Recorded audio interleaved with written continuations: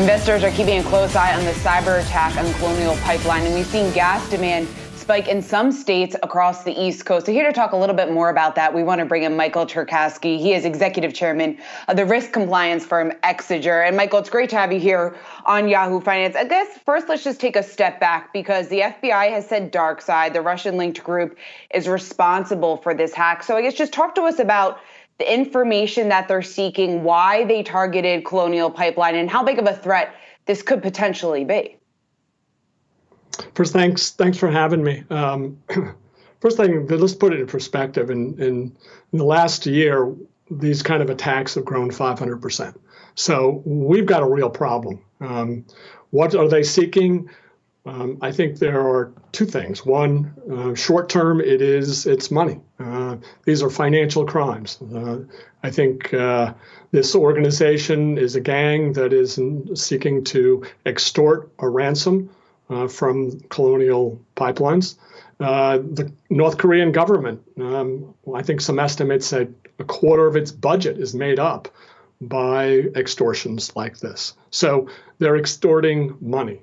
I think a few weeks ago, there was a SolarWinds penetration of the government. And that was more of a intelligence gathering, understanding your enemy kind of activity. So they're really two very different activities. One's economic, one is strategic.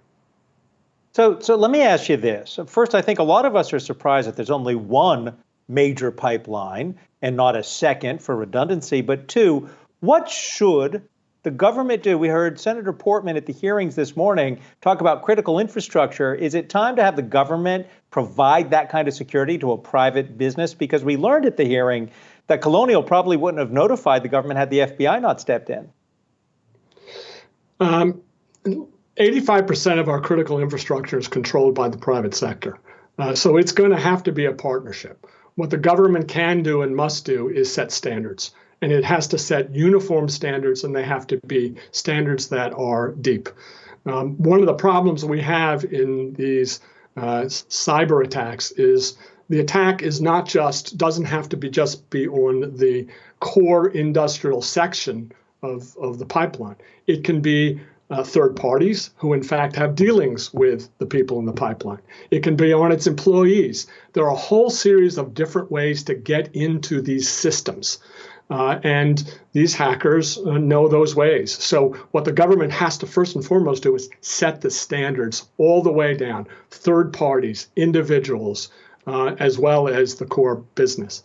But then we need to, in fact, have the private sector has to be better about this. Again, don't know exactly what's going on with this particular hack, but they realize that they're in the crosshairs, and they're going to have to, in fact, protect their core precious goods and their reputations. And the American infrastructure private companies are just not doing a good enough job of that. Having said all of that, understand that this is it's going to be frequently state-sponsored, and it's not 10 years ago. These cyber attacks, 10 years ago, the United States was breakaway leader. Now they're good. The Iranians are good. The North Koreans are good. The Russians are good.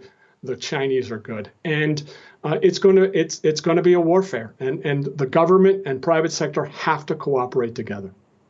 Michael, real quick, because we heard from the Energy Secretary last hour how the government, of course, is working with Colonial Pipeline, trying to get it back online as soon as possible, going through the various checks that have to happen before we see the pipeline come fully back online. Take us through what that looks like.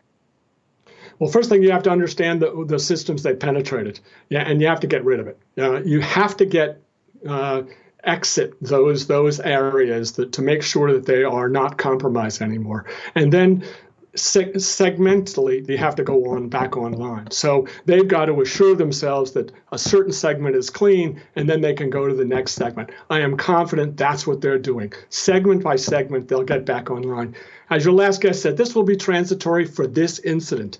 It will not be transitory for our economy for long term, because there are going to be repeated attempts that are successful, and we're going to have to learn from that. Michael Cherkasky, great to speak with you, Executive Chairman of Exiger. We are going to take a quick